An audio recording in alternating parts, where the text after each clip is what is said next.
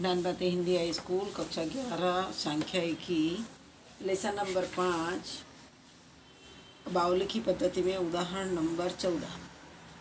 मार्च 2014-15 में 500 कंपनियों की बिक्री संबंधी सूचनाओं के आवृत्ति वितरण से योग्य पद्धति द्वारा विषमतांक की गणना कीजिए। अपने यहाँ पे बिक्री 1000 टन 4 से कम, अपने कोष्टक साथ में बनाते जाते हैं कि बिक्री 1000 टन में है 4 से कम, फिर 4 से 7, फिर 7 से 10, 10 से 13, 13 से 16, 16 से 20 और 20 या इससे अधिक। और उसके बाद में कंपनियों की संख्या लिखी है 26, 119, 198, 86, 36, 20, 12। अब यहाँ पे देखेंगे तो विषमतांक को बावलिखी पद्धति से मिलेगा, क्योंकि एक खुले सिरे वाला है और यहाँ पे प्रथम चतुर्थक, मध्यकान, तृतीय चतुर्थक की अपनी गणना करेंगे। अभी इसके अंदर पहले तो CFI ढूंढनी पड़ती है। CFI के अंदर 26 के अंदर 119 को प्लस करो तो 145। अब 145 के अंदर 145 के अंदर 198 प्लस करोगे तो 343 के अंदर 86 प्लस करोगे तो 429 के अंदर 39 प्लस करेंगे तो 468 के अंदर 468 के अंदर 20 प्लस करेंगे तो 488 और उसके अंदर प्लस 12 करेंगे तो 500 मिलेगा, जो है 500 था। अपने पहले यहाँ पे प्रथम चतुर्थक Q1 ज्ञात करेंगे। अब Q1 ज्ञात करेंगे क्योंकि ये वर्ग लंबाई वाला है, से इतने से इतना दिया, इसलिए अपने n/4 व अवलोकन मूल्य। अब n/4 है 500 को 4 से भाग दो, तो 500 को 4 से भाग देंगे तो अपने पास कितना आएगा 125वां अवलोकन। ये 125वां अवलोकन CFI में ज्ञात करो। किस में समावेश होगा तो 26 में तो होगा नहीं, 145 के अंदर 125 का समावेश हो जाएगा। अब ये समावेश हो गया तो अपने सूत्र के अनुसार Q1 बराबर L plus n/4 minus CF बटे में C। अपने L पता चल गया, L कितना है 4, तो अपने L लिखेंगे 4 प्लस n/4 कितना मिला 125 और CFI ने उसके पहले की आवृत्ति 26, उसकी पहले की आवृत्ति CF 26 लिखी और F लिखेंगे 4 से 7 के अंदर F की जो संख्या दी है 119, तो 119 लिखेंगे और वर्ग लंबाई जिस वर्ग में उसका समावेश है उसकी लिखो। 4 से 7 करो 4, 5, 6, 7 को समावेश नहीं करना है, अपने 3 आएगा, C 3 रहेगा। अब अपने 125 में से 26 माइनस करेंगे तो आएगा 99 को अपने 3 से गुणा करेंगे तो 297 आएगा। अब 4 प्लस 297 अपॉन 119, अपने 4 प्लस 297 को 119 से भाग देंगे तो अपने पास में आएगा 2.4958, तो उसके अंदर 4 प्लस कर दो, 4 प्लस करने के 6.49579 आता है, इसलिए अपने 6.4958 लिखेंगे, जो फिर बाद में चेंज करना कर सकते हैं। 2 संख्या लेने के लिए 4 9 है तो 9 की जगह 0 करो, 0 4 के अंदर 5 कर दो, 6.50 हजार टन जो मिला Q1। अब Q1 ज्ञात किया, अब क्या करना पड़ेगा M ज्ञात करना पड़ेगा। M ज्ञात करने के लिए 500 को 2 से भाग दे दो, 500 को 2 से भाग देंगे तो कितना आएगा 250। अब अपने स्टेप में देखने का कि 250 CFI में कहाँ आता है, तो CFI में 343 के अंदर तुम लोगों को 250 मिलेगा। अब अपने सूत्र के अंदर कीमत डालेंगे, सूत्र लिखेंगे M बराबर L plus n/2 minus CF बटे में F इंटू C, सूत्र लेंगे। अपने सूत्र में m बराबर L plus N upon 2 minus C A बटा एफ इंटू सी। अब अपने l कितना है तो पता है 7 है और n अपॉन 2 250। अब सी एफ है हमें सी एफ के अंदर 343 के पहले इसलिए 145 और एफ आएगा 198 और वर्ग लंबाई 7 से 10 मतलब 3 का है तो 3 लिखेंगे। अब फिर दूसरा स्टेप के अंदर 7 प्लस 250 में से 145 माइनस करो तो 105 आएगा। 105 को 3 से गुणा कर दो तो 315 अपन में लिख दो 198। फिर 7 प्लस 315 को भाग दो 198 से तो तुम्हारे पास में आएगा 1.5909। उसके अंदर प्लस कर दो 8, उसके अंदर प्लस 8 करो तो सॉरी उसके अंदर प्लस 7 करना है, उसके अंदर प्लस 7 करना है इसलिए 8 की जगह 7 कर देना।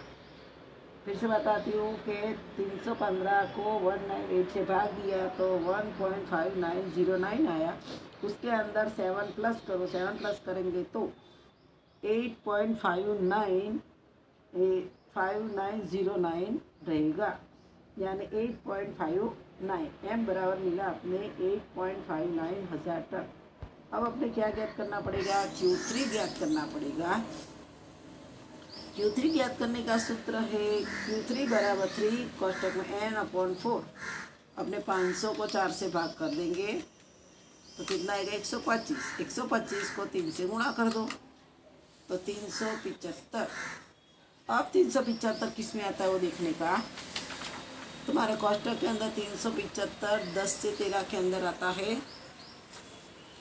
10 से 13 के अंदर आएगा तो L अपने को 10 मिल जाएगा, F 86 मिलेगा और CF मिलेगा 343। अब सूत्र में कीमत में सूत्र लिखेंगे और कीमत डालेंगे। Q3 बराबर L plus 3n upon 4 minus C A बटे में F इंटू सी। तो अपने L कितना लिया 10, 3n अपॉन 4 कितना अपने पास में 375 और CF कितना आएगा उसके पहले क्या होता है 343 और बटे में F कितना है 86 गुणा वर्ग लंबाई 10 से 13 है तो 3 आएगा।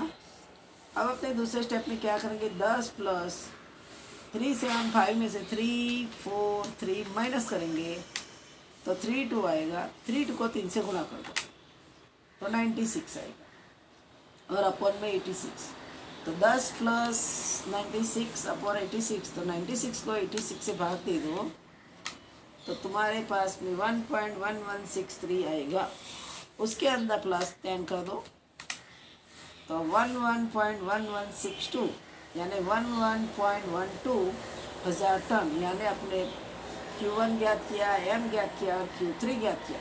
अब अपने विषमतांक J ज्ञात करना है तो सूत्र है Q3। अभी J ज्ञात करेंगे એટલે Q3 plus Q1 minus 2M बटे में Q3 माइनस Q1। अपने Q3 कितना ज्ञात किया 11.12 प्लस Q1 मिला अपने 6.5। Q1 अपने को 6.50 यानी 6.5 और माइनस 2 और M है अपने पास में M मिला अपने को 8.59 और अपन में लिखेंगे 11.12 माइनस 6.5। अब अपने क्या करेंगे दूसरे स्टेप में 11.12 प्लस 6.5 तो 17.62 फिर उसमें से माइनस करेंगे अपने 8.59 गुणा 2 का गुणा करके 17.18 माइनस करेंगे तो 17.62 में से 17.18 माइनस करेंगे तो कितना आएगा 0.44। अब जो 0.44 है उसको अपने भाग देंगे 4.62 से तो कितना मिलेगा 0.095 यानी 95 तो पीछे 5 है तो 9 के अंदर एक जोड़ोगे तो 0 9 के 10 तो 10 आएगा 0.10 J बराबर 0.10 रहेगा। अब अपने यहाँ पे जो कारण बताए कि विषमतांक शून्य से पास में है, आवृत्ति विषमितता के पास में, ऐसा कह सकते हैं, और धन विषमता वाला आवृत्ति वितरण है। अब छोटे सवाल आ गया है कि उदाहरण नंबर 15 के अंदर एक कंपनी के कर्मचारियों का मासिक ओवरटाइम से संबंधित आवृत्ति वितरण के अंतिम 2 चतुर्थकों का योग एवं अंतर क्रमशः 218 एवं 50 है। यदि वितरण की मध्यका 112 हो तो विषमतांक की गणना कीजिए। यानी अपने पास में क्या बोला है, दो चतुर्थकों के अंतिम 2 चतुर्थ Q3 प्लस Q1 करने का। Q3 प्लस Q1 बराबर अपने पास कितना है, 218, और अंतर बोला है, योग बोला है तो Q3 प्लस Q1, और अंतर बोला है तो Q3 माइनस Q1 50, और M बराबर 112। अब J बराबर Q3 plus Q1 minus 2M बटे में Q3 प्लस Q1। अब Q3 प्लस Q1 218 और 2M बटे 2 गुणा 112, और Q3 माइनस Q1 कितना, 50। अब पहले तुम 2 को 112 से गुणा करोगे तो तुम्हारे पास में 224 है। तो 218 में से 224 माइनस करेंगे तो कितना मिलेगा, -6, और बटे में है 50। तो 6 को 50 से भाग दे दो, 6 को 50 से भाग देंगे तो 0.12 माइनस 0.12 रहेगा। उदाहरण नंबर 16, एक सममित आवृत्ति वितरण में भूयिष्ठक 84 है। यदि प्रथम चतुर्थक 68 हो तो तृतीय चतुर्थक ज्ञात कीजिए। आवृत्ति वितरण सममित है, J बराबर 0 होगा। अपने यहाँ x बार बराबर m बराबर MO है, इसलिए m बराबर MO बराबर 84। यहाँ पे भूयिष्ठक बोला है એટલે x बार बराबर m बराबर MO, तो m बराबर MO बराबर 84। तो m कितना मिलेगा, 84, और प्रथम चतुर्थ Q1 कितना है, 68। अब अपने J ज्ञात करना है तो क्या ढूंढना है, अपने Q3 ज्ञात करना है। अब Q3 ज्ञात करना है तो सूत्र तो वही रहेगा, J बराबर Q3 plus Q1 minus 2M बटे में Q3 माइनस Q1। अपने Q3 की जगह पे नहीं दिया है तो J दिया अपने को 0। अब J 0 है तो J के स्थान पे 0 लिख दो। Q3 नहीं दिया है तो Q3 लिख दो। Q1 मिला है 68, तो Q1 68 लिखा, और M दिया है तुमको 84। तो 2 गुणा 84 यानी 168 आ जाएगा, और बटे में Q3 का Q3 रहेगा और Q1 मिलेगा 68। अब तुम लोगों को क्रॉस गुणा में जाना है। यहाँ पे नीचे 1 करके क्रॉस गुणा में जाओ तो 0 को Q3 माइनस 68 से जो गुणा करोगे तो उसका आंसर 0 ही रहेगा, और यहाँ पे 1 को Q3 प्लस 68 माइनस 168 करेंगे तो अपने पास में अब 168 में से 68 माइनस करो तो कितना रहेगा, 100। Q3 माइनस 100, तो Q3 बराबर 100 मिलेगा। Q3 minus 10 is equal to 0 करके उसका आंसर लाने का, यानी Q3 बराबर 100 हो जाएगा।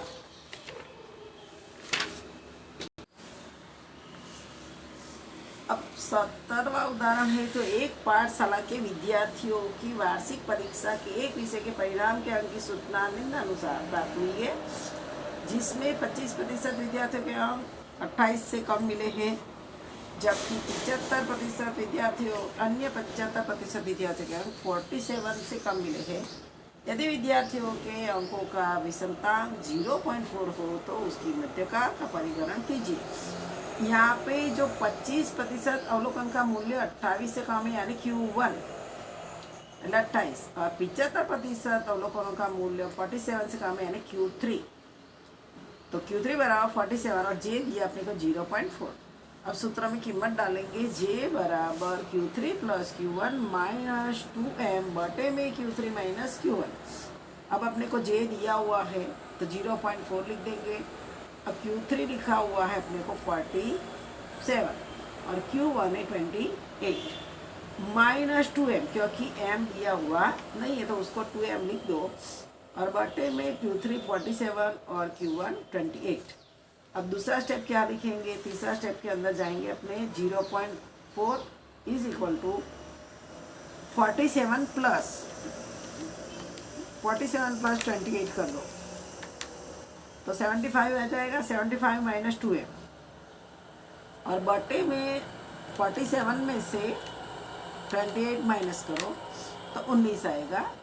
अब क्रॉस गुणा में जाएंगे 0.4 गुणा 19 तो अपने पास में आएगा 7.6 बराबर 75 माइनस 2m, क्योंकि 1 से गुणा करो तो वो वही रहेगा 75 माइनस 2m। अब क्या करेंगे, 2m को लेफ्ट साइड ले जाएंगे, माइनस में प्लस हो जाएगा, क्यों 2m बराबर 75 माइनस 7.6 तो कितना आएगा 67.4। 2m बराबर 67.4 मिला है। अब m बराबर क्या करना है, तो 67.4 को 2 से भाग दे दो तुम, 2 से भाग देंगे तो 33.7, m बराबर 33.7 अंक मिलेगा। जहाँ पे जो कीमत ना दी उस तरह से कीमत ज्ञात करके क्रॉस गुणा करके करने का है। अब आगे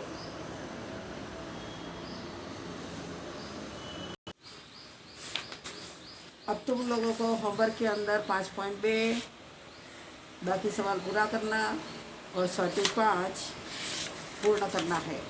सिर्फ तुम लोगों को जो 5वां पॉइंट तुम्हारे चैप्टर में आगे शुरुआत जो होती है वह प्रस्तावना के अंदर लिखा है कि वहाँ पे 5वां पॉइंट जो है तुम्हारा कि वो पॉइंट तुलना करने की है।